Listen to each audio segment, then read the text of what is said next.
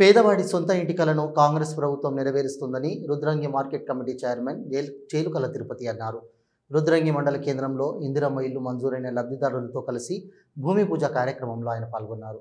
ఈ సందర్భంగా ఆయన మాట్లాడుతూ గత ప్రభుత్వం హయాంలో పేదవాడి ఇంటి కల నెరవేరలేదని, నేటి ప్రజాప్రభుత్వంలో ప్రభుత్వ విప్ ఆది శ్రీనివాస్ సహకారంతో పేదవాడి సొంత ఇంటి కల నెరవేరుతున్నదని అన్నారు.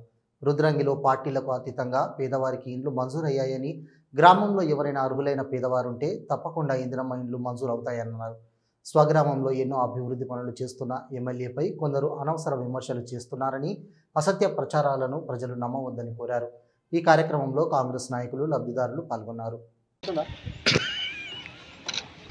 రానున్న రోజుల్లో రుద్రంగి గ్రామాన్ని ఆదర్శ గ్రామంగా తీర్చడం కోసం అనేక రకాల ప్రయత్నాలు చేస్తున్న మన స్థానిక ఎమ్మెల్యే గారికి ప్రత్యేక కృతజ్ఞత తెలియజేస్తూ, ఎందుకంటే విద్యారంగంలో కానీ, వైద్య రంగంలో కానీ, ప్రజల అభివృద్ధిలో కానీ, ప్రజలకు సంక్షేమ పథకాలు అందించడంలో కానీ ఇట్లా చెప్పుకుంటూ పోతే గెలిచి 17 మాసాల్లో ఇప్పటికే చాలా మటుకు రుద్రంగి గ్రామం అభివృద్ధి పథంలో దూసుకుపోతుంది. కొందరు ఓర్వలేక అనవసరమైన ఆరోపణలు చేస్తారు.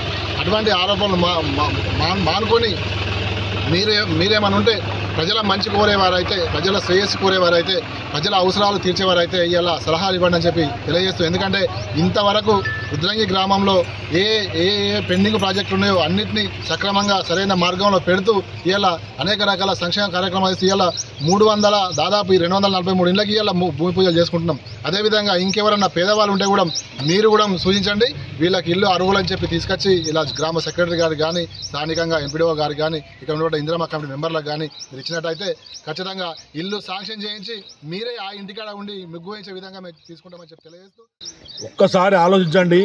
మన ఊరువాడ ఎమ్మెల్యే అయితే ఎంత అభివృద్ధి అవుతుంది, ఇప్పుడు 100 కోట్ల అభివృద్ధి ఉంది. దయచేసి ప్రతిపక్షాల వాళ్ళు ఇన్నాళ్ళు ఎక్కడికి పోయింది, మరి ఈ ఒక్క ఇల్లు రాలే 10 ఏళ్ళ నుంచి ఏం మాట్లాడారు అవన్నీ అర్థం చేసుకోవాలి. ఏ పార్టీలో కానీ మేము పేరు పెడతలేం. దయచేసి ఎమ్మెల్యే గారు మరొకసారి ముట్టుకుంటే మంచిగా హెచ్చరిస్తున్నాం. మీరు కావాలంటే సూచనలు సలహా ఇవ్వండి. ఎవరికి ఇల్లు రాలేదు, ఎవరికి రాలేదు చెప్పండి. చెప్తే ఖచ్చితంగా దగ్గరుండి సీనన్ననే చెప్పిండు ఆ రోజు. ఏ పార్టీ అని కాదు, ఏ వ్యక్తి అని కాదు, మనకు గరీబ్ అయితే సరిపోతే ఇల్లు ఇద్దామన్నాడు. అదొకటి దయచేసి ప్రతిపక్షాలు దృష్టిలో పెట్టుకోవాలి. మేము నోరు ఉంది కదా, పార్టీ వచ్చి పదవులు వచ్చాయని మాట్లాడితే మాత్రం ఇంకోసారి బాగుండదు తెలియజేస్తూ, మరి ఇంకా మంచి మంచి సలహాలు సూచనలు ఇవ్వాల్సిందిగా కోరుకుంటూ, ఈ రోజున మరి చాలా కడు పేదాస్తురాలైనటువంటి మరి శాంత అనే ఆమె వాటర్ ట్యాంక్ కింద గుడి చేసుకొని ఉన్నది.